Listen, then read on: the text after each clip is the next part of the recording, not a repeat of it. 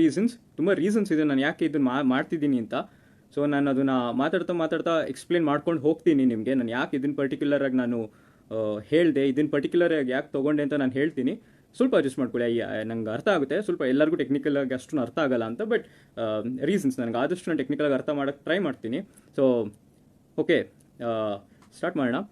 So ತುಂಬ messages ಬಂತು, ತುಂಬ ಬಂತು. ಆ್ಯಂಡ್ ಅದರೊಳಗೆ ಕಾಮನ್ ಕ್ವೆಶ್ಚನ್ಸ್ ಬಂದಿದ್ದು 3. ಒಂದು ಬಂದು, ಸರ್ ನಿಜವಾಗ್ಲೂ ರಿಸರ್ಚ್ ನಡೆದಿದ್ಯಾ? ಸೆಕೆಂಡ್ ಒನ್, ಸರ್ ಮೇಲ್ ಬಂತಾ? ಥರ್ಡ್ ಒನ್, ಸರ್ ಒಬ್ಬ ರಿಸರ್ಚರ್ ಇವಾಗ ಅವರು ನಿಜವಾಗ್ಲೂ ಏನಾದರೂ ಮಾಡಿದ್ರು ಅದು ಕನ್ಸಿಡರ್ ಆಗುತ್ತಾ, ನಾವು ಹೇಗೆ ನಂಬೋದು ಅಂತ. ಸೊ ಫಸ್ಟಿಂದ ಸ್ಟಾರ್ಟ್ ಮಾಡೋಣ. ಫಸ್ಟ್ ಇಸ್ ರಿಸರ್ಚ್ ನಡೆದಿದ್ಯಾ? ನಾನು ಕೇಳಿದ್ರೆ my answer is no, flat no. ಯಾವುದೇ ತರಹದ ವ್ಯಾಲಿಡೇಟೆಡ್ ರಿಸರ್ಚ್ ನಡೆದಿಲ್ಲ. ಸರ್ ನೀವು ಹೇಗೆ ಹೇಳ್ತೀರಾ, ನೀನು ಹೇಗೆ ಹೇಳ್ತೀಯ ಗುರು ರಿಸರ್ಚ್ ನಡೆದಿಲ್ಲ ಅಂತ?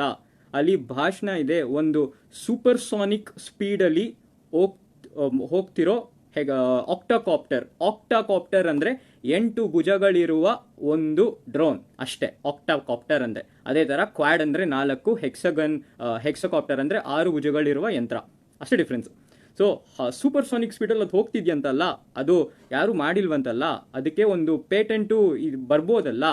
ಯಾಕೆ ಇಲ್ಲ ಅಂತ ಹೇಳ್ತಿದ್ಯಾ? ಅದು ರಿಸರ್ಚ್ ಅಲ್ವಾ? ಯಾಕೆ ಅದು ರಿಸರ್ಚ್ ಅಲ್ಲ ಅಂತ ಹೇಳ್ತಿದ್ಯಾ ಅಂದರೆ, ನಂದು ಸ್ಪೆಷಲೈಸೇಷನ್ ಬಂದ್ಬಿಟ್ಟು ಹೈ ಸ್ಪೀಡ್ ಫೆನೋಮಿನಾ.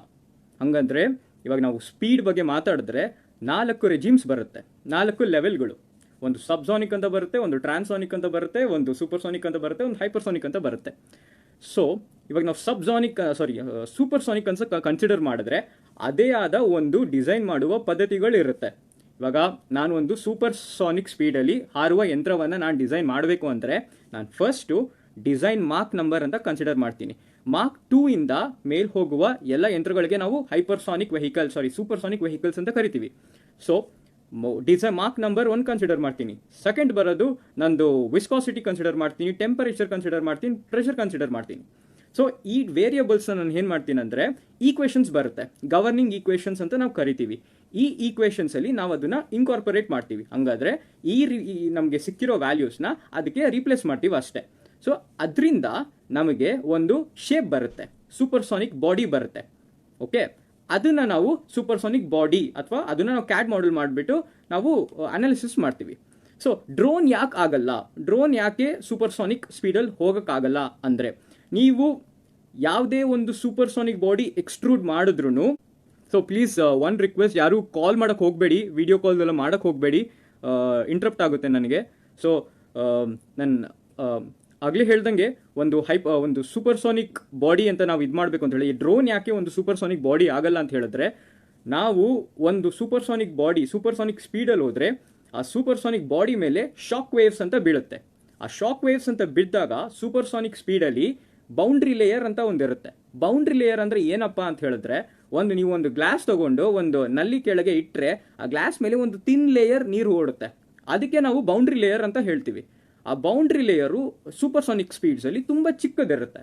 ಅದ್ರ ಮೇಲೆ ಶಾಕ್ಸ್ ಬಿದ್ದಾಗ ಅಲ್ಲಿ ಗ್ಯಾಪ್ ಬರುತ್ತೆ. ಆ ಗ್ಯಾಪಿಂದ ನಾವು ಸ್ಟ್ಯಾಗ್ನೇಷನ್ ಪ್ರೆಷರ್ ಎಲ್ಲ ಫಾರ್ಮ್ ಆಗುತ್ತೆ. ಸೊ ಈ ಥರದ್ದು ತುಂಬ ಸಿವಿಯರ್ ಫೆನಾಮಿನನ್ಸ್ ಇವೆಲ್ಲ. ಇದರಿಂದ ಏರೋಡೈನಮಿಕಲ್ ಹೀಟಿಂಗ್ ಆಗುತ್ತೆ. ಸೊ ಈ ಥರದನ್ನ ಒಂದು body which is not streamlined in shape ಅಂತ ಹೇಳಿದ್ರೆ, ಇವಾಗ ನಾವು ಒಂದು ಹದ್ದು ನೋಡ್ಬೋದು. ಒಂದು ಹದ್ದು ನೋಡಿದ್ರೆ ಅದ್ರ ಶೇಪು ಸ್ಟ್ರೀಮ್ಲೈನ್ಡ್ ಆಗಿರುತ್ತೆ. ಹಂಗಾದ್ರೆ ಅದು ಮುಂದೆ ಹೋಗೋದಕ್ಕೆ ಹೆಲ್ಪ್ ಮಾಡಂಗೆ ಇರುತ್ತೆ ಅದ್ರ ಬಾಡಿ ಸ್ಟ್ರಕ್ಚರು. ಸಿಮಿಲರ್ಲಿ ಒಂದು ಸೂಪರ್ಸಾನಿಕ್ ಬಾಡಿ ಅದರಿಂದ ಆ ಈಕ್ವೇಷನ್ ಇಂದ ಬರುವಂಥ ಎಲ್ಲ ಬಾಡೀಸೂ ಅದೇ ಥರ ಸ್ಟ್ರೀಮ್ಲೈನ್ಡ್ ಆಗೇ ಇರಬೇಕು. ನಾವು ಇನ್ನು ಸಿಂಪಲ್ ಆಗಿ ಹೇಳಬೇಕಂದ್ರೆ, ನಾವು ಇಡ್ಲಿ ಹಿಟ್ಟನ್ನ ಯೂಸ್ ಮಾಡಿಬಿಟ್ಟು ಪುಳಿಯೋಗರೆ ಮಾಡೋದಕ್ಕೆ ಆಗಲ್ಲ. ಇಡ್ಲಿ ಹಿಟ್ಟು ಇರೋದು ಇಡ್ಲಿ ಮಾಡೋದಕ್ಕೆ. ಸೊ ಅದು ಇದಕ್ಕೆ ಮ್ಯಾಚ್ ಇಲ್ಲ. ಸೊ ಸೂಪರ್ಸಾನಿಕ್ ಸ್ಪೀಡಲ್ಲಿ ಡ್ರೋನ್ ಹೋಗುತ್ತಾ? ಇದು ಚಾನ್ಸೇ ಇಲ್ಲ. ಸೂಪರ್ಸಾನಿಕಲ್ಲಿ ಈ ಥರ ಡ್ರೋನ್ ಹೋಗೋದಕ್ಕೆ ಚಾನ್ಸೇ ಇಲ್ಲ. ನಾವು ಈ ಡ್ರೋನ್ಸ್ ಎಲ್ಲ ಸಬ್ಸಾನಿಕ್ ಸ್ಪೀಡ್ಸಲ್ಲಿ ಬರುತ್ತೆ. ಸಬ್ಸಾನಿಕ್ ಸ್ಪೀಡ್ಸಲ್ಲಿ ನಾವು ಕನ್ಸಿಡರ್ ಮಾಡೋದು ಲ್ಯಾಮಿನಾರ್ ಫ್ಲೋ ಮತ್ತು ಟರ್ಬ್ಯುಲೆಂಟ್ ಫ್ಲೋ ಅಂತ ಇರುತ್ತೆ. ಆ್ಯಂಡ್ ಟ್ರಾನ್ಸಿಷನ್ ಅಂತ ಇದು ಮಾಡ್ತೀವಿ ನಾವು. Transition from laminar to turbulent flow ಅನ್ನೋದನ್ನ ನಾವು ಸ್ಟಡಿ ಮಾಡ್ತೀವಿ. That is a predominant fluid dynamic parameter. ನಾವು ಅದ್ರ ಬಗ್ಗೆ ಓದೋದು. ಸೂಪರ್ಸಾನಿಕ್ ಸ್ಪೀಡ್ಸಲ್ಲಿ. So next question. So first ಕ್ವೆಶನ್ಗೆ ಆನ್ಸರ್ ಬಂತು, ಸೂಪರ್ಸಾನಿಕ್ ಸ್ಪೀಡ್ಸಲ್ಲಿ ಆ ಡ್ರೋನು ಹೋಗೋಕ್ಕೆ ಚಾನ್ಸೇ ಇಲ್ಲ. ನೆಕ್ಸ್ಟ್ ಕ್ವೆಶನ್ ಇಸ್, ಸರ್ ಹಾಗಾದರೆ ಇದ್ರ ಬಗ್ಗೆ ರಿಸರ್ಚೇ ನಡೆದಿಲ್ವಾ, ಏನೂ ಮಾಡಿಲ್ವಾ ಇದ್ರ ಬಗ್ಗೆ? ನನ್ನ ಆನ್ಸರ್ ತಿರ್ಗಾ ನೋ, ಝೀರೋ ರಿಸರ್ಚ್. ಅದಕ್ಕೂ ಎಕ್ಸ್ಪ್ಲೇನ್ ಮಾಡ್ತೀನಿ. ಯಾಕೆ ಅಂತ ಹೇಳಿದ್ರೆ, ಒಂದು ರಿಸರ್ಚ್ ಮಾಡಕ್ಕೆ ನಾನು ಸ್ಟಾರ್ಟ್ ಮಾಡೋಕ್ಕಿಂತ ಮುಂಚೆ ನಾನು ಏನು ಮಾಡ್ತೀನಿ ಅಂತ ಹೇಳಿದ್ರೆ ಲಿಟ್ರೇಚರ್ ರಿವ್ಯೂ ಅಂತ ಹೇಳ್ತೀವಿ. ಲಿಟ್ರೇಚರ್ ರಿವ್ಯೂ ಅಂದರೆ, ನಾನು ಇವಾಗ ಒಂದು ರಿಸರ್ಚ್ ಬಗ್ಗೆ ಮಾಡಬೇಕು ಅಂತ ಹೇಳಿದ್ರೆ ನಾನು ಸುಮ್ಮನೆ ಗೂಗಲಲ್ಲಿ ಹೋಗ್ಬಿಟ್ಟು, ಇವಾಗ ನಂದು ರಿಸರ್ಚ್ ಟಾಪಿಕ್ ಬಂದುಬಿಟ್ಟು ಸ್ಪೇಸ್ ರೈಡರ್ ಅಥವಾ ವೇವ್ ರೈಡರ್ ಅಂತ ಹೇಳ್ತೀನಿ. ನಾನು ಅದನ್ನು ಗೂಗಲಲ್ಲಿ ಹೋಗಿ ವೇವ್ ರೈಡರ್ ಅಂತ ಇದು ಮಾಡಿದ್ರೆ ನನಗೆ ವೇವ್ ರೈಡರ್ ಪೇಪರ್ ಅಂತ ಕೊಟ್ಟರೆ ಲಕ್ಷ ಬರುತ್ತೆ.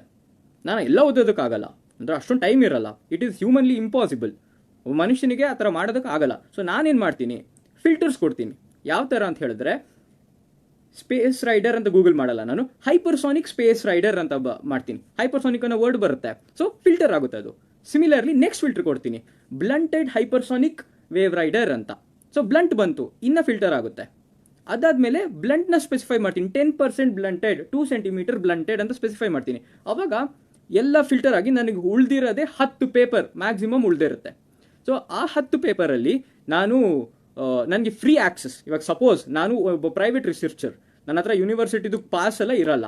ಸೊ ಒಬ್ಬ ಫ್ರೀ ರಿಸರ್ಚರ್ ಆದರೆ ನನಗೆ ಫ್ರೀ ಆಕ್ಸೆಸ್ಸಲ್ಲಿ ಸಿಗೋದು ಒಂದು 2-3 ಪೇಪರ್. ಅದನ್ನು ನಾನು ಡೌನ್ಲೋಡ್ ಮಾಡ್ಕೋತೀನಿ. ಅದನ್ನು ಡೌನ್ಲೋಡ್ ಮಾಡಿಕೊಂಡು ಆ ಯಾರು ಆಥರ್ ಇರ್ತಾರೆ ಅವ್ರ ಬಗ್ಗೆ ನೋಡ್ತೀನಿ, ನನ್ನ ರಿಸರ್ಚು ಮತ್ತು ಅವರಿಗೆ ಸಂಬಂಧ ಇದೆಯಾ ಅಂತ. ನಾನು ಅದು ನೋಡಾದ್ಮೇಲೆ ನಾನು ಏನು ಮಾಡ್ತೀನಿ, ಅವ್ರದ್ದು ಸೈಟೇಷನ್ಸ್ ಇಟ್ಕೋತೀನಿ. ಸೊ ದಟ್ ನಾನು ಮುಂದಿನ ಅವರು ಏನಾದರೂ ಇದು ಮಾಡಿದ್ರೆ ನನಗೆ ಗೊತ್ತಾಗಲಿ ಅಂತ. This is the way to start a research. ಯಾವ ಒಳ್ಳೆ ಸೈಂಟಿಸ್ಟೂ ಅದು ಯಾವುದೇ ಒಳ್ಳೆ ರಿಸರ್ಚರ್ ಕೂಡ 4ಕ್ಕಿಂತ ಜಾಸ್ತಿ ರಿಫರೆನ್ಸ್ ಪೇಪರ್ ಇಟ್ಕೊಳ್ಳಲ್ಲ. ಯಾಕಂತ ಹೇಳಿದ್ರೆ ಎಲ್ಲ ರಿಸರ್ಚ್ ವಿಲ್ ಬಿ ಸ್ಪೆಸಿಫಿಕ್. ಒಂದು ಕಡೆಗೆ ಮಾತ್ರ ನಾವು ಸ್ಪೆಸಿಫಿಕ್ ಆಗಿ ಓದೋದು, ನಾವು ಎಲ್ಲದನ್ನೂ ಮಾಡೋಕ್ಕಾಗಲ್ಲ. ಸೊ ಪರ್ಟಿಕ್ಯುಲರ್ ಆಗಿ ನಾವು ಸೆಲೆಕ್ಟ್ ಮಾಡಿರ್ತೀವಿ, 4 ರೆಫರೆನ್ಸ್ ಪೇಪರ್ ಅಂತ ಇಟ್ಕೊಂಡಿರ್ತೀವಿ, ಆ್ಯಂಡ್ ನೆಕ್ಸ್ಟ್ ಇದಕ್ಕೆ ಹೋಗ್ತೀವಿ. ಸೊ ನೆಕ್ಸ್ಟ್ ಪ್ರೊಸೀಜರ್ ಬಂದುಬಿಟ್ಟು, ಒಂದು ಡ್ರೋನ್, ಮಗ ನೀನು ಹೆಂಗೆ ಒಂದು ಡ್ರೋನ್ ಮಾಡ್ತೀಯಾ ಅಂತ ಕೇಳಿದ್ರೆ, drone is a team effort. ಡ್ರೋನ್ನ ಒಂದು ಕಾಂಪ್ಲೆಕ್ಸ್ ಒಂದು ನಾರ್ಮಲ್ ಡ್ರೋನ್ನ ಇದು ಮಾಡಬೇಕಂದ್ರೆ it is a team effort. ಒಂದು ಡಿಪಾರ್ಟ್ಮೆಂಟ್ ಮಾಡೋಕ್ಕಾಗಲ್ಲ. ಅದರೊಳಗೆ ಒಂದು ಡಿಸೈನ್ ಟೀಮ್ ಇರುತ್ತೆ, ಇನ್ನೊಂದು ಬಂದುಬಿಟ್ಟು you have control and guidance. ಇದನ್ನ ಜ್ಞಾಪಕ ಇಟ್ಕೊಳ್ಳಿ, control and guidance. Design team ಬಂದುಬಿಟ್ಟು ಯೂಶಲಿ ಮೆಕ್ಯಾನಿಕಲ್ ಇಂಜಿನಿಯರ್ಸ್ ಅವ್ರೇನು ಮಾಡ್ತಾರೆ ಅಂತ ಹೇಳಿದ್ರೆ, ಅದು ಕ್ಯಾಡ್ ಮಾಡೆಲ್ ಇರುತ್ತಲ್ಲ, ನಾನು ಹೇಳಿದ್ನಲ್ಲ ಮುಂಚೆ, ಒಂದು ಈಕ್ವೇಷನ್ಗೆ ಹಾಕ್ಬಿಟ್ಟು ಅದರಿಂದ ಒಂದು ಶೇಪ್ ತೆಗಿತಾರೆ ಅಂತ.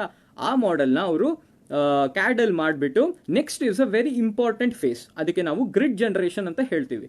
ಗ್ರಿಡ್ ಜನರೇಷನ್ ಏನು ಅಂತ ಹೇಳಿದ್ರೆ, ಆ ಇಡೀ ಬಾಡಿನ ಚಿಕ್ಕ ಪಾರ್ಟ್ ಮಾಡಿಬಿಟ್ಟು ಅದಕ್ಕೆ ಕ್ಯಾಲ್ಕುಲೇಷನ್ ಈಸಿ ಆಗಿ. ಗ್ರಿಡ್ ಜನರೇಷನ್ ತುಂಬ ಕಷ್ಟ. ಇವಾಗ ನಾನು ಮಾಡೋದು ಅದೇ ಗ್ರಿಡ್ ಜನರೇಷನ್. ಇದು CFD ಬರುತ್ತೆ. ಗ್ರಿಡ್ ಜನರೇಷನ್ ಯಾಕೆ ಕಷ್ಟ ಅಂತ ಹೇಳಿದ್ರೆ, ಅದು ಗವರ್ನಿಂಗ್ ಈಕ್ವೇಷನ್ಸ್ ಅಂತೆಲ್ಲ ಇರುತ್ತೆ, ಅದರ ಅನುಸಾರವಾಗಿ ನಾನು ಅದನ್ನು ಮಾಡಬೇಕು. ಕೆಲವು ಕಡೆ ನಾನು ಚಿಕ್ಕದಾಗಿ ಸೆಲ್ಸ್ ಮಾಡಬೇಕು ಅಂತ ಇರುತ್ತೆ, ಕೆಲವು ಕಡೆ ದೊಡ್ಡದಾಗಿ ಮಾಡಬೇಕು ಅಂತ ಇರುತ್ತೆ, ಕೆಲವು ಕಡೆ ಟಾಪೋಲಜಿ ಚೇಂಜ್ ಆಗುತ್ತೆ, ಸ್ಟ್ರಕ್ಚರಲ್ ಗ್ರಿಡ್ ಇರುತ್ತೆ, ಅನ್ಸ್ಟ್ರಕ್ಚರಲ್ ಗ್ರಿಡ್ ಇರುತ್ತೆ, ಈ ಥರ ತುಂಬ ಬರುತ್ತೆ. ಸೊ ನಾನೇನು ಮಾಡ್ತೀನಿ, ಅದನ್ನೆಲ್ಲ ಮಾಡಿ ನೆಕ್ಸ್ಟ್ ಬರೋದು ಬೌಂಡ್ರಿ ಕಂಡೀಷನ್ಸ್ ನಾನು ಕೊಡ್ತೀನಿ. ಫಾರ್ ಎಕ್ಸಾಂಪಲ್, ವಾಲ್ ಹತ್ರ ಸ್ಲಿಪ್ ಇರಲ್ಲ ಅಂತ ನಾನು ಒಂದು ಬೌಂಡ್ರಿ ಕಂಡೀಷನ್ ಕೊಡ್ತೀನಿ, ವಾಲ್ ಅವೇ ಕೋರ್ಸ್ ಆಗಿರುತ್ತೆ ಅಂತ ಇನ್ನೊಂದು ಬೌಂಡ್ರಿ ಕಂಡೀಷನ್ ಕೊಡ್ತೀನಿ. ಆ ಥರ ಎಲ್ಲ ಮಾಡಿ ನಾನು ಅನಾಲಿಸಿಸ್ ಮಾಡ್ತೀನಿ. ಒಂದು ಪಾರ್ಟನ್ನು ಅನಾಲಿಸಿಸ್ಗೆ ಸಬ್ಜೆಕ್ಟ್ ಮಾಡ್ತೀನಿ. ಇದು ಒಬ್ಬ ಮೆಕ್ಯಾನಿಕಲ್ ಇಂಜಿನಿಯರ್ ಮಾಡೋದು. ಅದು ಏನು ಮೆಟೀರಿಯಲ್ ಇಂಟಿಗ್ರಿಟಿ, ಒಂದು ಡ್ರೋನ್ ಇಂಟಿಗ್ರಿಟಿ, ಇದನ್ನು ಮಾಡೋದು ಮೆಕ್ಯಾನಿಕಲ್ ಇಂಜಿನಿಯರ್. ಸೊ ಈ ಕಡೆ ದ ರಿಯಲ್ ಹೀರೋಸ್, ಒಂದು ಡ್ರೋನ್ ಮಾಡೋದಕ್ಕೆ ರಿಯಲ್ ಹೀರೋಸ್, ನಾನೊಬ್ಬ ಮೆಕ್ಯಾನಿಕಲ್ ಇಂಜಿನಿಯರ್ ಆಗಿ ಹೇಳ್ತಾ ಇದ್ದೀನಿ, the real heroes in drone making is electronics, electrical people and may be CS. ನಂಗೆ ಅಷ್ಟು ಐಡಿಯಾ ಇಲ್ಲ. ಈ ಮೂರು they are the real heroes, they are the heart of a drone. ಯಾಕೆ ಹೇಳ್ತಾ ಇದ್ದೀನಿ ಅಂತ ಹೇಳಿದ್ರೆ, electronics and electricals is the most difficult field. ಅದನ್ನ ಯಾಕೆ ಹೇಳ್ತೀನಿ ಅಂದರೆ, ಇವಾಗ ನಾನು ಒಬ್ಬ ಮೆಕ್ಯಾನಿಕಲ್ ಇಂಜಿನಿಯರ್ ಆಗಿ ನಾನೊಂದು ಕೋಡ್ ಓದಬೇಕು ಅಂತ ಹೇಳಿದ್ರೆ, ನನಗೆ ಈಕ್ವೇಷನ್ಸ್ ನೋಡಿದ್ರೆ ನನಗೆ ಗೊತ್ತಾಗ್ಬಿಡುತ್ತೆ, ನಾನು ಯಾವ ವೇರಿಯೇಬಲ್ಸ್ನ ನಾನು ಡಿಕ್ಲೇರ್ ಮಾಡಬೇಕು ಅಂತ ನನಗೆ ಗೊತ್ತಾಗುತ್ತೆ. ಈಕ್ವೇಷನ್ಸ್ ನೋಡಿದ್ರೆ ಸಾಕು ನನಗೆ. ಬಟ್ ನಂದು ಲಾಜಿಕ್ ಓರಿಯೆಂಟೆಡ್ ಅಲ್ಲ. ಬಟ್ ನಾವು ಎಲೆಕ್ಟ್ರಿಕಲ್ಸ್ಗೆಲ್ಲ ಬಂದರೆ ಅವರು ಸಿವಿಯರ್ಲಿ ಲಾಜಿಕ್ ಓರಿಯೆಂಟೆಡ್ ಇರುತ್ತೆ. ನನಗೆ ಅಷ್ಟೊಂದು ಟರ್ಮಿನಾಲಜೀಸ್ ಗೊತ್ತಿಲ್ಲ, ಬಿಕಾಸ್ ನನ್ನ ಬ್ಯಾಕ್ಗ್ರೌಂಡ್ ಅದಲ್ಲ. But they have all this latches ಇರುತ್ತೆ, ವೆರಿಲಾಗ್ ಆಪರೇಟರ್ಸ್ ಅಂತ ಇರುತ್ತೆ, ಅದಾದಮೇಲೆ ದೇ ಹ್ಯಾವ್ ದಿಸ್ ಲೂಪ್ಸ್ ಇರುತ್ತೆ, ಆಮೇಲೆ ಅದು ಕ್ಲಾಕ್ ಎಜ್ಜು ಸಿಗ್ನಲ್ ಇಲ್ಲಿ ಪಾಸ್ ಆದರೆ 0 to 1 ಆ ಥರ ಎಲ್ಲ ಇರುತ್ತೆ. It is completely logic oriented. Logic ಎಷ್ಟು ಇರುತ್ತೆ ಅಂತ ಹೇಳಿದ್ರೆ, ಅದು ನಾವು ಅರ್ಥ ಮಾಡಿಕೊಂಡು ಮಿಸ್ಟೇಕ್ ಇಲ್ಲದೆ ಮಾಡೋದಕ್ಕೆ ತುಂಬ ಟೈಮ್ ಬೇಕು. ಇವಾಗಲೂ ಎಷ್ಟೊಂದು ಜನ ತುಂಬ ಹೈ ಪೋಸ್ಟಲ್ಲಿ ಇರೋರು ಇವಾಗಲೂ ಮಿಸ್ಟೇಕ್ ಮಾಡ್ತಾರೆ. ಈ ಥರ ಲಾಜಿಕ್ನ ತಿಳ್ಕೊಂಡು ನಾವು ಪ್ರೋಗ್ರಾಮಿಂಗ್ ಸ್ಟಾರ್ಟ್ ಮಾಡ್ತೀವಿ. ಈ ಎಲ್ಲ ಲಾಜಿಕ್ನ ತಿಳ್ಕೊಂಡು ನಾವು ಒಂದು ಡ್ರೋನ್ ಪ್ರೋಗ್ರಾಮಿಂಗ್ನ ಸ್ಟಾರ್ಟ್ ಮಾಡ್ತೀವಿ. ಸೊ ನಾವು ಓಕೆ, ಫಾರ್ ಎಕ್ಸಾಂಪಲ್ ಡ್ರೋನ್ ನಾವು ಪ್ರೋಗ್ರಾಮಿಂಗ್ ಚೆನ್ನಾಗಿ ಮಾಡಿದೆ, ಸಕ್ಸಸ್ಫುಲ್ ಆಯಿತು. ಈ ಎಲ್ಲ ಪಾರ್ಟ್ಸ್ನ ಇಂಟಿಗ್ರೇಟ್ ಮಾಡಿ ನಾವು ಡೈರೆಕ್ಟಾಗಿ ಹೋಗ್ಬಿಟ್ಟು ಟೆಸ್ಟ್ ಮಾಡಲ್ಲ. ಏನು ಮಾಡ್ತೀವಿ, computational space or virtual space ಅಂತ ಕರಿತೀವಿ. ನಮ್ಮ ಸಿಸ್ಟಮಲ್ಲಿ ಒಂದು ನಾರ್ಮಲ್ ಎನ್ವೈರ್ನಮೆಂಟಲ್ಲಿ ಹೇಗೆ ಓಡುತ್ತೆ, ಒಂದು ಡ್ರೋನ್ ಹೇಗೆ ಮೂವ್ ಆಗುತ್ತೆ ಅದನ್ನು ನಾವು ಸಿಮ್ಯುಲೇಟ್ ಮಾಡ್ತೀವಿ. ಅದೇ ಕಂಡೀಷನ್ಸಲ್ಲಿ ನಾವು ಸಿಮ್ಯುಲೇಟ್ ಮಾಡ್ತೀವಿ. ಸಿಮ್ಯುಲೇಟ್ ಮಾಡಿದ ತಕ್ಷಣ ನಮಗೆ ವ್ಯಾಲ್ಯೂಸ್ ಬರುತ್ತೆ. ನಾನು ಅವತ್ತು ಏನು ಕೇಳಿದೆ ಕ್ವೆಶನ್, ಲಿಫ್ಟ್ ಆ್ಯಂಡ್ ಡ್ರ್ಯಾಗ್, ಅದು ಇಲ್ಲೇ ಬರೋದು. ಸಿಮ್ಯುಲೇಷನ್ಸಲ್ಲಿ ನಮಗೆ ರಿಸಲ್ಟ್ ಬರುತ್ತೆ. ಇಷ್ಟು ಲಿಫ್ಟ್ ಇದೆ, ಇಷ್ಟು ಡ್ರ್ಯಾಗ್ ಇದೆ ಅಂತ ನಮಗೆ ಗೊತ್ತಾಗುತ್ತೆ. ನೆಕ್ಸ್ಟ್ ಏನಾಗುತ್ತೆ ಅಂತ ಹೇಳಿದ್ರೆ, ನೆಕ್ಸ್ಟ್ ನಾವು ಆನ್ ಫೀಲ್ಡ್ ಟೆಸ್ಟಿಂಗ್ ಮಾಡ್ತೀವಿ. ಆನ್ ಫೀಲ್ಡ್ ಟೆಸ್ಟಿಂಗ್ ಅಂತ ಹೇಳಿದ್ರೆ 2 ಥರ ಬರುತ್ತೆ. ಇವಾಗ ನಾನು ಒಂದು ಏರ್ಕ್ರಾಫ್ಟ್ ಡಿಸೈನ್ ಮಾಡಬೇಕಂದ್ರೆ ವಿಂಡ್ ಟನಲ್ ಟೆಸ್ಟ್ಸ್ ಮಾಡ್ತೀನಿ ನಾನು. ಅದೇ ಥರ ಡ್ರೋನಿಗೆ ಯಾವುದೋ ಇರ್ಬೋದೇನೋ, ಅದು ನನಗೆ ಸರಿಗೆ ಇನ್ಫಾರ್ಮೇಷನ್ ಇಲ್ಲ. ಸೊ ಡ್ರೋನಿಗೆ ಅದೇ ಥರ ಪರ್ಟಿಕ್ಯುಲರ್ ಒಂದು ಟೆಸ್ಟ್ ಮಾಡ್ತೀವಿ. ಸೊ ಎಕ್ಸ್ಪೆರಿಮೆಂಟಲ್ ವ್ಯಾಲ್ಯೂ ನಮ್ಮ ಹತ್ರ ಇರುತ್ತೆ, CFD ವ್ಯಾಲ್ಯೂಸ್ ಇರುತ್ತೆ ನಮ್ಮ ಹತ್ರ. ಸೊ 2 ಕಂಪೇರ್ ಮಾಡ್ತೀವಿ, ನೋಡ್ತೀವಿ. ಒಂದು 2 ಬಂದಿರುತ್ತೆ, ಇನ್ನೊಂದು 5 ಬಂದಿದ್ರೆ ಎರರ್ 3 ಅಂತ ಅರ್ಥ. ಆ 3ನ ಅದು ಫೀಡ್ಬ್ಯಾಕ್ ಆಗುತ್ತೆ. ದಟ್ ಮೀನ್ಸ್ ನೆಕ್ಸ್ಟ್ ಟೈಮ್ ಇಟ್ರೇಷನ್ಗೆ ಅದು ಕಡಿಮೆ ಆಗ್ತಾ ಬರುತ್ತೆ. ಇದು ಲೂಪ್. ದಿಸ್ ಇಸ್ ದ ಒಂದು ನಾರ್ಮಲ್ ಡ್ರೋನ್ ಮಾಡಬೇಕಂದ್ರೆ ಇಷ್ಟೆಲ್ಲ ಪ್ರೊಸೆಸ್ ಇರುತ್ತೆ. ನಾನು ಸಿಂಪಲ್ ಆಗಿ ಹೇಳಿದ್ದೀನಿ, ಬಟ್ ಒಂದೊಂದು ಪ್ರೊಸೆಸ್ಸು ತುಂಬ ಕಷ್ಟ, ತುಂಬ TDS, ತುಂಬ ಟೈಮ್ ತಗೊಳುತ್ತೆ. ಯಾವುದು ಒಂದಿನದಲ್ಲಿ ಆಗೋವಂಥದ್ದಲ್ಲ. ಸೊ ನೆಕ್ಸ್ಟ್ ಕ್ವೆಶನ್ ಏನಂತ ಹೇಳಿದ್ರೆ, ದ ಮೋಸ್ಟ್ ಇಂಪಾರ್ಟೆಂಟ್ ಕ್ವೆಶನ್, ಎಲ್ಲರೂ ವೇಟ್ ಮಾಡ್ತಿರೋದು, ಸರ್ ಮೇಲ್ ಬಂತಾ ಕ್ವೆಶನ್. ಸೊ ನನಗೆ ಯಾವುದೇ ತರಹದ ಮೇಲ್ ಕೂಡ ಬಂದಿಲ್ಲ, ಅದು ಬರುವುದಿಲ್ಲ, ಅದು ಬಂದರೂ ನಾನು ಎಕ್ಸೆಪ್ಟ್ ಮಾಡುವುದಿಲ್ಲ. ಯಾಕೆ ಅಂತ ಹೇಳಿದ್ರೆ, ನಾನು ಫಸ್ಟೇ ಹೇಳಿದೆ, ಇದೆಲ್ಲ ಜನರಲ್ ನಾಲೆಜ್ ಅಲ್ಲ. ಒಬ್ಬ ವ್ಯಕ್ತಿಗೆ 170 IQ ಇದ್ರೂ ಸ್ಕಿಲ್ ಇಲ್ಲ ಅಂದರೆ, ಈ ಥರ ಬ್ಯಾಕ್ಗ್ರೌಂಡ್ ಇಲ್ಲ ಅಂದರೆ, ಇವಾಗ ನಾನು ನಿಮ್ಮ ಹತ್ರ ಇಷ್ಟೊಂದು ಮಾತಾಡ್ತಿದ್ದೀನಿ ಅಂತ ಹೇಳಿದ್ರೆ, ನಾನು ಟೆಕ್ನಿಕಲ್ ಬಗ್ಗೆ ನೋಡಿ ಇಷ್ಟು ದೊಡ್ಡ ಬುಕ್ಕು ಓದಿರ್ಬೇಕು ನಾನು, ಇಷ್ಟು ನಾನು ಕಂಫರ್ಟಬಲ್ ಆಗಿ ನಿಮ್ಮ ಹತ್ರ ಮಾತಾಡಬೇಕು ಅಂತ ಹೇಳಿದ್ರೆ, ದಟ್ ಈಸ್ ರಿಸರ್ಚ್. ಆ ಥರ ಇಷ್ಟು ಓದ್ಬಿಟ್ಟು ನಾನು ಮಿಸ್ಟೇಕ್ಸ್ ಮಾಡ್ತೀನಿ. That means I'm not perfect. ಅದೇ ಥರ ಯಾವುದೇ ಒಂದು ಬ್ಯಾಕ್ಗ್ರೌಂಡ್ ಇಲ್ಲದೆ ಒಂದು ಜನರಲ್ ನಾಲೆಜ್ ಮೇಲೆಲ್ಲ ಇದು ಮಾಡೋಕ್ಕಂತೂ ಸಾಧ್ಯ ಇಲ್ಲ. ಸ್ಕಿಲ್ ಬೇಕು. Skill is important. ಸ್ಕಿಲ್ ಇಲ್ಲದೆ ಮಾಡೋಕ್ಕಾಗಲ್ಲ. ಆಮೇಲೆ 1 ವರ್ಷದಲ್ಲಿ ಮಾಡುವಂಥದ್ದು ಕೆಲಸಗಳಲ್ಲ ಇದು. ಒಬ್ಬನಿಗಲ್ಲ ಆಗದೇ ಇಲ್ಲ ಇದು. It is completely inhumane. ಚಾನ್ಸೇ ಇಲ್ಲ ಇದು. ಅದಾದ ನಾನು ಯಾಕೆ ಇಷ್ಟೊಂದು ಕಂಫರ್ಟಬಲ್ ಆಗಿ ಹೇಳ್ತಾ ಇದ್ದೀನಿ ಅಂತ ಹೇಳಿದ್ರೆ, ನನಗೆ ಗೊತ್ತು. And next question. So second question clear ಆಯಿತು.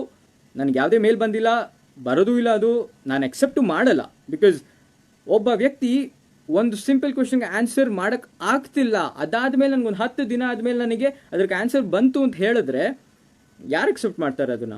So that being side, next question ನನಗೆ ಬಂದಿದ್ದು, ಸರ್ ನೆಕ್ಸ್ಟ್ ಒಬ್ಬ ರಿಸರ್ಚರ್ ಇವಾಗ ಏನೋ ಒಂದು ಇನೋವೇಷನ್ ಮಾಡಿದೆ. ಇವಾಗ ರಿಸರ್ಚರ್ ಫೀಲ್ಡ್ಗೆ ಒಂದು ಬ್ಲ್ಯಾಕ್ ಲೇಬಲ್ ಇದೆ. ತುಂಬ ರಿಸರ್ಚರ್ಸ್ ತುಂಬ ಆ್ಯಂಗ್ರಿಯಿಂದ ಇವಾಗ ಆಸ್ಟ್ರೇಲಿಯಾ, US ಇಂದ ಅಲ್ಲಿ ಕೆಲಸ ಮಾಡ್ತಿರೋರು ಪೋಸ್ಟ್ ಡಾಕ್ಸ್ ಎಲ್ಲ ನನಗೆ ಕಾಲ್ ಮಾಡಿ ಹೇಳಿದ್ರು, ಇವಾಗ ನಾವೇನಾದರೂ ಒಂದು ಇನೋವೇಷನ್ ಮಾಡಿದ್ರೆ ನಮಗೆ ಅಪ್ರಿಸಿಯೇಷನ್ ಸಿಗುತ್ತಾ ಇಲ್ವಾ ಅಂತ. ನಾನು ಓದಿದ್ದು, ನನ್ನ ಸ್ಕೂಲ್ ಬಂದು ಕೇಂಬ್ರಿಡ್ಜಲ್ಲಿ ನಾನು ಓದಿದ್ದು. ನಾನು 5th ಸ್ಟ್ಯಾಂಡರ್ಡಲ್ಲಿ ಇರಬೇಕಾದ್ರೆ ನನಗೊಂದು ಫಂಟಾಸ್ಟಿಕ್ ಟೀಚರ್ ಇದ್ದರು. ಅವರೇ ನಾನು ಇಲ್ಲಿವರೆಗೂ ಇಷ್ಟು ಮಾತಾಡ್ತಾ ಇದ್ದೀನಿ ಅಂತ ಹೇಳಿದ್ರೆ ಅವರೇ ಅದಕ್ಕೆ ಇನ್ಸ್ಪಿರೇಷನು. ಅವ್ರ ಹೆಸರು ಹೇಮಲತಾ ಅಂತ. ಅವ್ರ ಸೈನ್ಸ್ ಕ್ಲಾಸಲ್ಲಿ ನನಗೆ ಯಾವಾಗಲೂ ಎಲ್ಲರಿಗೂ ಹೇಳ್ತಾ ಇದ್ರು, every science class should have 2 important question, why and how. ನಾನು ಯಾಕೆ ಇದನ್ನು ಹೇಳ್ತಾ ಇದ್ದೀನಿ ಅಂದರೆ, ನಾವು ಏನೇನು ರಿಸರ್ಚ್ ಮಾಡ್ತೀವಿ, 2 ವರ್ಷ 3 ವರ್ಷ ನಾವು ಏನು ಕುತ್ಕೊಂಡು ಮಾಡ್ತೀವಿ, ನಾವು ಅದಕ್ಕೆ ನಮಗೆ ತೋರಿಸ್ಕೊಳ್ಳೋದಕ್ಕಿರೋದು 5 ಪೇಜು. ಅಬ್ಸ್ಟ್ರಾಕ್ಟಿಂದ ಹಿಡಿದು ರಿಸಲ್ಟ್ವರೆಗೂ ಅಷ್ಟೇ ನಾವು ತೋರ್ಸೋಕ್ಕಾಗೋದು. ಯಾರಾದರೂ ಅದು ನೋಡಿಬಿಟ್ಟು ನೀನು ಒಂದು ಮಿಸ್ಟೇಕ್ ಮಾಡಿದ್ಯಾ ರಿಸರ್ಚಲ್ಲಿ, ಸ್ವಲ್ಪ ಕರೆಕ್ಟು, ಇನ್ನೂ ಸ್ವಲ್ಪ ಅಥವಾ ಜಾಸ್ತಿ ಕರೆಕ್ಟು, ಸ್ವಲ್ಪ ತಪ್ಪು ಅಂತ ಇಲ್ಲ, ತಪ್ಪು ಅಷ್ಟೇ. ನೀವು ಸ್ವಲ್ಪ ತಪ್ಪಾಗ್ಬಿಟ್ಟು ರಿಸರ್ಚಲ್ಲಿ ಕೊಟ್ಟರೆ it is like complete zero, ನಿನಗೇನೂ ಬರಲ್ಲ, ನೀನು ಮಾಡಿದ್ದೆಲ್ಲ ವೇಸ್ಟು ಅನ್ನೋದು. ಸೊ ಯಾವುದೇ ರಿಸರ್ಚರ್ಗೆ ನೀವು ಹೋಗ್ಬಿಟ್ಟು, ಸರ್ ಇದು ಹೇಗೆ ಮಾಡಿದ್ರಿ, ಇದು ಯಾತಕ್ಕೆ ಮಾಡಿದ್ರಿ ನೀವು ಅಂತ ಕೇಳಿದ್ರೆ ಅವರು ತುಂಬ ಖುಷಿಯಿಂದ ನಿಮಗೆ ತಲೆ ಕೆಟ್ಟೋಗೋವರೆಗೂ ಎಕ್ಸ್ಪ್ಲೈನ್ ಮಾಡ್ತಾರೆ. ಅವರು ನಿಜವಾದ ರಿಸರ್ಚರ್ಸ್. ನೀವೇ ಅನ್ಕೊಬೇಕು ಯಾಕಪ್ಪ ನಾವು ಈ ಕ್ವೆಶನ್ಸ್ ಕೇಳಿದ್ರಿ ಅಂತ. ಬಿಕಾಸ್ ಅವ್ರಿಗೆ ಏನಂದರೆ ತುಂಬ ಕೆಲಸ ಮಾಡಿರ್ತಾರೆ ಅದ್ರ ಬಗ್ಗೆ. ಎಕ್ಸ್ಪ್ಲೇನ್ ಮಾಡೋಕ್ಕೆ ಟೈಮ್ ಸಿಗಲ್ಲ. ಒಂದು ಕಾನ್ಫರೆನ್ಸ್ಗೆ ಹೋದರೆ 5 ನಿಮಿಷದಲ್ಲಿ ಮುಗಿಸಿ ಅಂತ ಹೇಳ್ತಾರೆ. So that is the only ego that we have, that ಯಾರೋ ನಮಗೆ ನಾವು ಮಾಡಿದ ಬಗ್ಗೆ ಕೇಳ್ತಾರೆ, ಯಾರೋ ನಮ್ಮನ್ನ ಸೈಟ್ ಮಾಡ್ತಾರೆ, ನಮ್ಮ ಮಾಡಿರೋ ರಿಸರ್ಚ್ ಬಗ್ಗೆ ಯಾರೋ ಒಬ್ಬರು ಕೇಳ್ತಾರೆ, ಅಷ್ಟೇ ಇರೋದು. So that being said, so mostly ಇದು ನನ್ನ ಒಪಿನಿಯನ್ ಅಂತ ನಾನು ಹೇಳ್ತಿಲ್ಲ. So I think most engineering background ಇರೋರು I think they will agree with me. ನಾನು ಇವಾಗ ಹೇಳಿರೋದು ನಾನು ಟೆಕ್ನಿಕಲಾಗಿ ನಾನು ಏನು ಹೇಳಿದ್ನೋ ಅದ್ರ ಜೊತೆ ನೀವು ಅಗ್ರಿ ಮಾಡ್ತೀರಾ ಅಂತ ಅಂದ್ಕೊಂಡಿದ್ದೀನಿ. And coming to the other side, which I literally ನನಗೆ ಹೋಗೋಕ್ಕೆ ಇಷ್ಟ ಇರಲಿಲ್ಲ, but with a heavy heart from 2 days before, ಎರಡು ದಿನ ಹಿಂದೆ ನಾನು ಯಾರು ಅಂತಲೂ ಯಾರಿಗೂ ಗೊತ್ತಿರಲಿಲ್ಲ. ಐ ವಾಸ್ ಅ ನೋ ಬಡಿ. ನಾನು ಇಷ್ಟು ಮಾತಾಡ್ತಿದ್ದೀನಿ, ನಾನು ಇವಾಗ ಮಾತಾಡೋದಕ್ಕೆ ನನಗೆ ಅಷ್ಟು ಯೋಗ್ಯತೆ ಇದೆಯೋ ಅಥವಾ ಅರ್ಹತೆ ಇದೆಯೋ ನನಗೆ ಗೊತ್ತಿಲ್ಲ.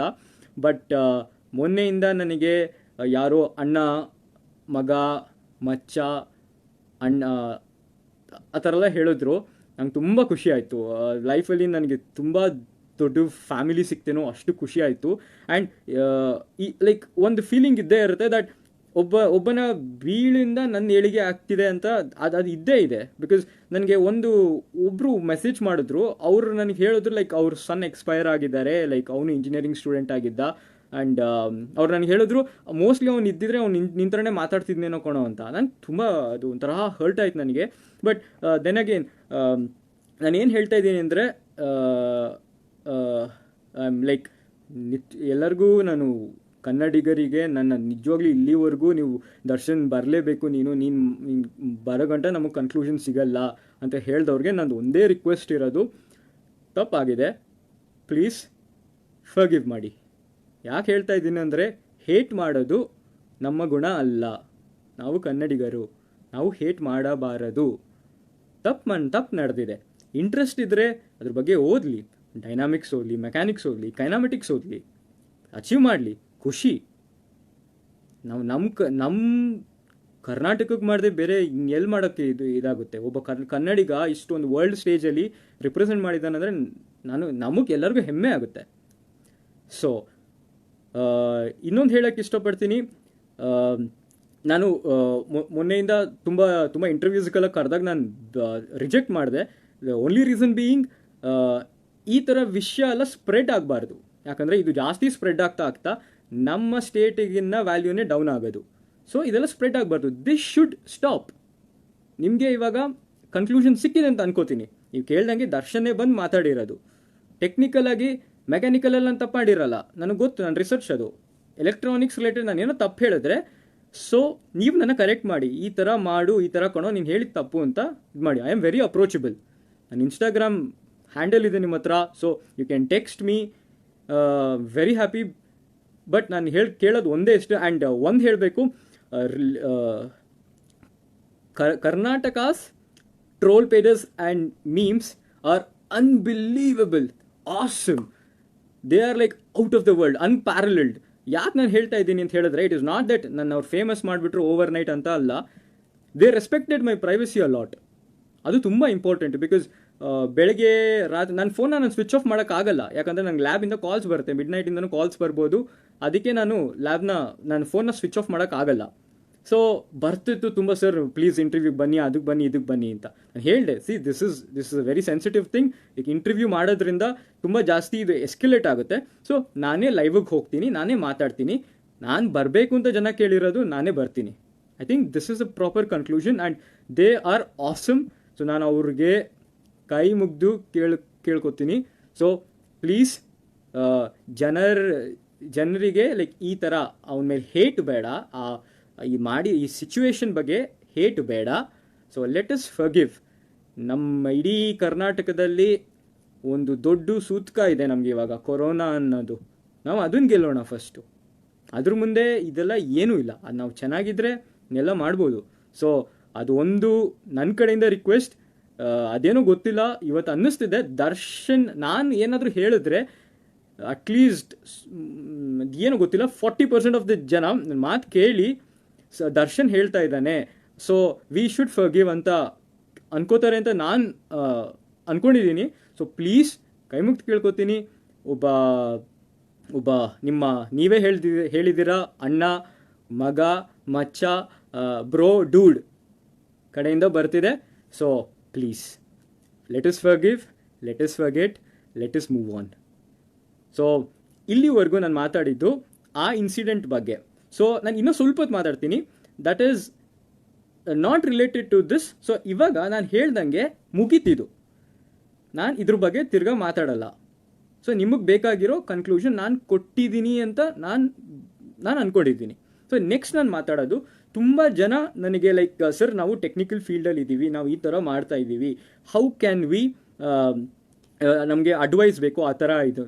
ನಾನು ಹೇಳಿದೆ, ಸರ್ ನೀವೆಲ್ಲ ತುಂಬ ದೊಡ್ಡವರು, ನನ್ನ ಪ್ಲೀಸ್ ಯಾರು ಸರ್ ಅಂತೆಲ್ಲ ಅಡ್ರೆಸ್ ಮಾಡಬೇಡಿ. I'm just 24 years of old, above average intelligence ಅಷ್ಟೇ ಇರೋದು. ನಾನು ಏನು ಮಾಡ್ತಿರೋ ಕೆಲಸ ಎಲ್ಲ ಏನು ಮಾಡಿಲ್ಲ, ನಾನು ಅಬೋವ್ ಆ್ಯಾವ್ರೇಜ್ ಇಂಟೆಲಿಜೆನ್ಸ್ ಅಷ್ಟೇ. ಬಟ್ ನನಗೆ ಗೊತ್ತಿರೋದ್ರ ಬಗ್ಗೆ ನೀವು ಏನು ಕೇಳಿದ್ರು I am ready to help you all. And ನನಗೆ ಗೊತ್ತಿಲ್ಲ ಅಂತ ಹೇಳಿದ್ರು, ನನ್ನ ಲ್ಯಾಬಲ್ಲಿ ನನ್ನ ಪಕ್ಕ ಇದೊಂದು ಹೇಳಬೇಕು, ನನ್ನ ಲ್ಯಾಬಲ್ಲಿ ನನ್ನ ಪಕ್ಕ ನಿಕೋಲಸ್ ಅಂತ ಕೂತ್ಕೋತಾನೆ, ನಿಕೋಲಸ್ ಜಾರ್ಡಿನ್ ಜಾಕ್ ಅಂತ, ಫ್ರೆಂಚಿಂದ. Most amazing person. I think ನನ್ನ ಕೇಳಿದ್ರೆ ನನಗೆ ಗೊತ್ತಿರೋದ್ರಲ್ಲಿ he is the most knowledgeable person ನನಗೆ ಗೊತ್ತಿರೋದು. ಸುಮ್ಮನೆ ಎಲ್ಲರಿಗೂ ಗೊತ್ತಿರಲಿ ಅಂತ ಹೇಳಿದೆ. ನಾನು ಒಂದು 10% ಇಲ್ಲ ನಾನಂತ ಅನ್ಕೋತೀನಿ. ನಿಮ್ಗೇನಾದರೂ ಆ ಥರ ಡೌಟ್ ಇದ್ದರೆ ನಾನು ಅವ್ರ ಹತ್ರ ಕೇಳಿ, ಅಥವಾ ನನ್ನ ಜೂನಿಯರ್ಸು ಅಥವಾ ನನ್ನ ಜೂನಿಯರ್ಸಾಗಿ ಇಲ್ಲಿ ಕೆಲಸ ಮಾಡಿದವರು IITs ತುಂಬ ಜನ ಇದ್ದಾರೆ. IIT ಡೆಲ್ಲಿ, ಖಡಗ್ಪುರ್, ಕಾನ್ಪುರ್ ತುಂಬ ಕಡೆ ಇದ್ದಾರೆ. I can help you with that. And ನಾನು ನನ್ನ ರಿಸರ್ಚಲ್ಲಿ ಇನ್ವಾಲ್ವ್ ಆಗ್ತೀನಿ. And when I come back like maybe next year ISTS ನಂದು ಒಂದು ಕಾನ್ಫರೆನ್ಸ್ ನಾನು ಪೇಪರ್ ಪ್ರೆಸೆಂಟ್ ಮಾಡಬೇಕು ಅಂತ ಅಂದ್ಕೊಂಡಿದ್ದೀನಿ. Hope everything goes good. And ನಾನು ನಿಜವೂ ಆ್ಯಂಡ್ ಕರ್ನಾಟಕಕ್ಕೆ ಬಂದಾಗ ಎಲ್ಲರೂ ಹೇಳ್ತೀರಿ, ಸರ್ ಪ್ಲೀಸ್ ಬನ್ನಿ, ನೀವು ಟೆಕ್ನಿಕಲ್ ಟಾಕ್ ಮಾಡಿ ನಮ್ಮ ಕಾಲೇಜಲ್ಲಿ. ಖಂಡಿತ ಬರ್ತೀನಿ. ನನ್ನ ರಿಸರ್ಚ್ ಒಳ್ಳೆ ಫೇಸಲ್ಲಿ ಇದ್ದರೆ ನಾನು ಖಂಡಿತ ಬಂದು ಮಾತಾಡ್ತೀನಿ. ಆ್ಯಂಡ್ ಒಂದು ಫೋರಮ್ ಆರ್ಗನೈಸ್ ಮಾಡಿ ಅಂತ ಹೇಳ್ತಾಯಿದ್ರು. ಅದ್ರ ಬಗ್ಗೆ ನನಗೆ ಅಷ್ಟೊಂದು ಐಡಿಯಾ ಇಲ್ಲ. ಬಟ್ ನನ್ನ ಕರ್ನಾಟಕಕ್ಕೆ ವಾಪಸ್ ಬಂದಾಗ ನೀವು ಲೈಕ್ ಏನಾದರೂ ಇದು ಮಾಡಿ ಒಂದು ಡಿಸ್ಕಷನ್ ಏನಾದರೂ ಆರ್ಗನೈಸ್ ಮಾಡಿ ಕರೀರಿ, ಖಂಡಿತ ನಾನು ಬರ್ತೀನಿ. ಆ್ಯಂಡ್ ಇಷ್ಟೊಂದು ಪ್ರೀತಿ ಕೊಟ್ಟಿದ್ದೀರಾ. ಆ್ಯಂಡ್ ಅದನ್ನು ನಾನು ವ್ಯಾಲ್ಯೂ ಮಾಡಲಿಲ್ಲ ಅಂದರೆ that is sin on my part. So I will always be grateful for it. ಯಾವಾಗಲೂ ನಾನು ಇದನ್ನು ಇಟ್ಕೊಂಡಿರ್ತೀನಿ. These 2 days were like completely different for me. And I hope you support me. ಇದನ್ನು ಹಾಗೆ ಇಟ್ಕೊಳ್ಳಿ, ಮರಿಬೇಡಿ, ಅಷ್ಟೇ ಕೇಳೋದು. And with that being said, ಅದೇ ಲಾಸ್ಟಲ್ಲಿ ಇದೊಂದೇ ನಾನು ಕೇಳ್ಕೊಳ್ಳೋದು, ಲೆಟ್ಸ್ ಫರ್ಗೆಟ್ ದಿಸ್. ಇನ್ನೊಂದ್ಸರಿ ಇದ್ರ ಬಗ್ಗೆ ಮಾತಾಡಬೇಡಿ. ತಪ್ಪಾಗಿದೆ, ಆಗುತ್ತೆ. So let us forgive and forget. ಎಲ್ಲರ ಹತ್ರನೂ ಇದೇ ಕೇಳ್ಕೊಳ್ಳೋದು.